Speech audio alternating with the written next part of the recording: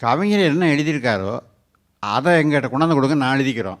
தெலுங்கு இன்னும் சில இடங்கள்லாம் ஃபிக்ஸ் பண்ணிடுவாங்க, இந்தந்த இடத்துல இன்னும் தான் வரணும்னு. அது அப்போ தெலுங்கு ப்ரொடியூசர்ஸும் தமிழ் தெலுங்கு ரெண்டுலேயும் எடுப்பாங்க. ஆமாம், அப்போ அவங்க வந்து ஃபிக்ஸ் பண்ணிடுவாங்க.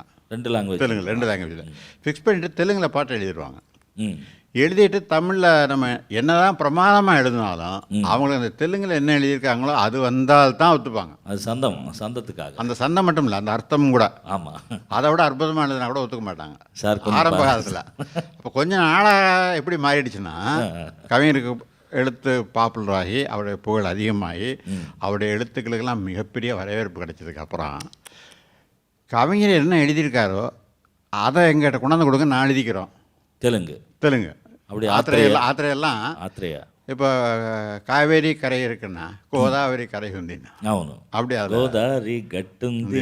இங்கே மகாதன் வந்து எப்படி விஸ்வநாதனுக்கு வந்து முழுக்க முழுக்க தமிழில் வந்து மிகப்பெரிய பேர். அடுத்தது கேவி மகாதேவன். ஆமாம், அங்கே எடுத்துக்கிட்டிங்கன்னா தெலுங்கில் எடுத்தால் முழுக்க முழுக்க கேவி மகாதேவன். அந்த பேர் இல்லை, அந்த ஒரு 7-8 வருஷம் ஆமாம், அவர் தான். எல்லாம் சில்வர் ஜூபிலி எல்லாம் இங்கே ஹிட்டான பாடலாம் அங்கே போட்டிருப்பார், அங்கே ஹிட்டான பாடலாம் இங்கே போடுவார்.